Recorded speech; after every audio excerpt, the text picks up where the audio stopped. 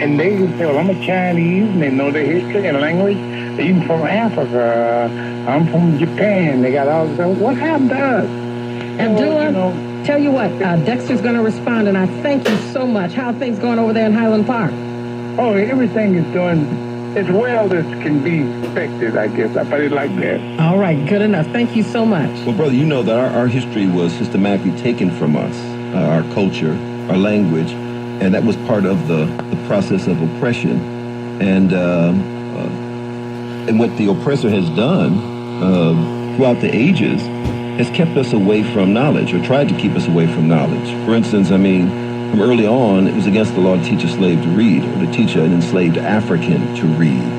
Let me correct that, because sometimes we use terminology that is the oppressor's terminology. So this was a deliberate plot. I mean, Frederick Douglass saw through it early on. If you really thought we were inferior, why need you legislate laws to stop us from reading? Our natural inferiority would keep us in our place.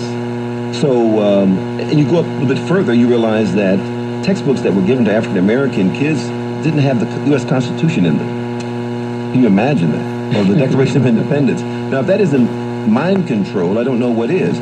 It was a deliberate effort and attempt to further subjugate through the mental process, if you will, African American kids and all. So reading is, in my opinion, the catalyst. Reading is the key. Actually, there's a quote from Dr. Carter G. Woodson that talks about the two types of education. Let me see if I can find it here real quick. Because it talks about the education that you receive from others is one type of education. The education you receive from yourself, the one that you search out, is the true education. And isn't that true for most of us? We go to school and we acquire information and so forth. But when we really get educated is when we search for knowledge ourselves. That's when we really get educated. Hi, Joyce. Thanks for checking in. Joyce? Oh, am I next? Okay.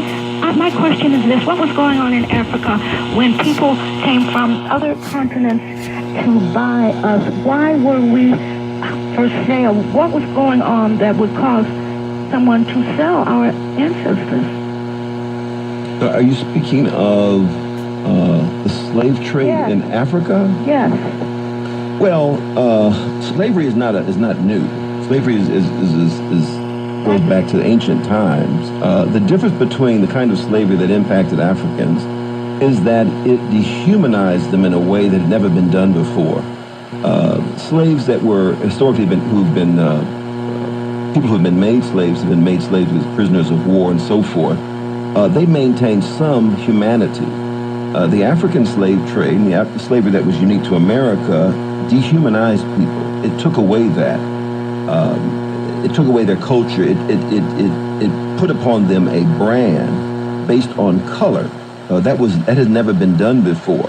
So this is why you have someone like Du Bois saying the problem of the 20th century is the problem of the color line, because it was created in the earlier days in the 17th, 18th, 19th century with the African slave trade that instituted or created racism. I mean, the ancients didn't practice racism as we understand it.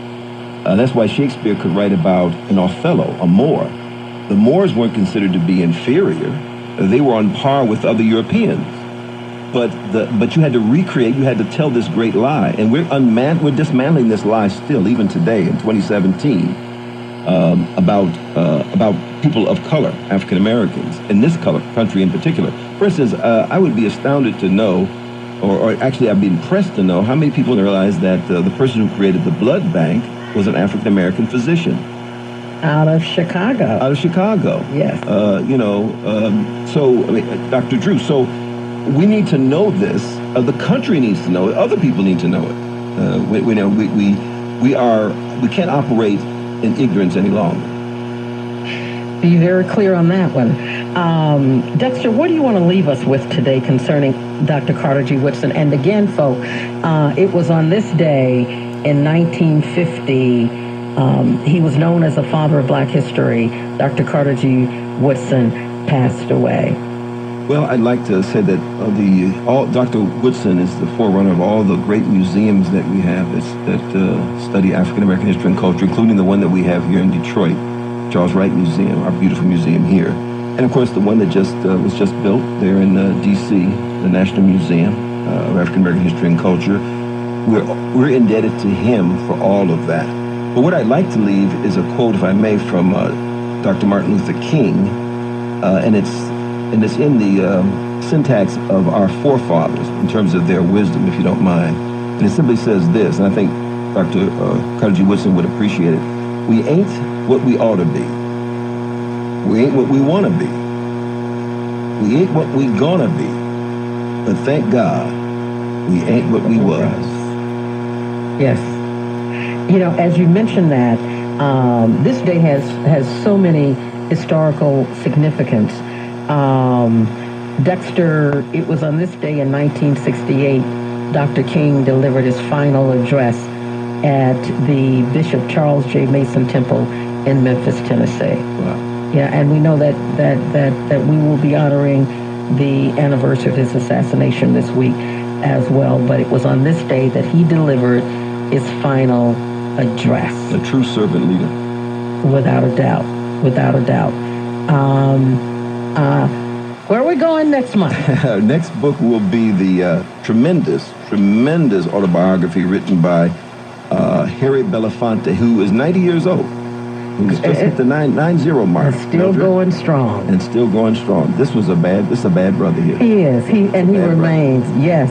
Yeah. Unbought and unbossed. And you know, I hope that when we talk about this next month,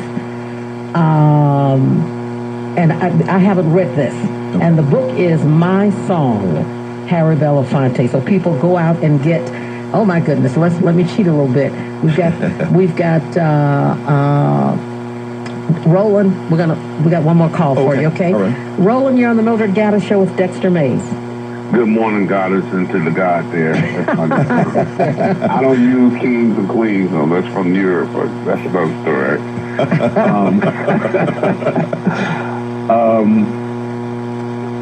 I remain, puzzled and upset that public schools, especially where a lot of black youngsters go, aren't introduced to an indigenous African language. I know they do it purposely, but when I look at the foreign language curriculum, it's always Spanish and maybe French, and never Igbo or Hausa or some other popular mainstream language on the continent. And it's just crazy. But I want to ask both of you, are you two just as disturbed as I am when I hear the hue dark, or in another term, darkness, used in such a negative way? Because to me, they're talking about black.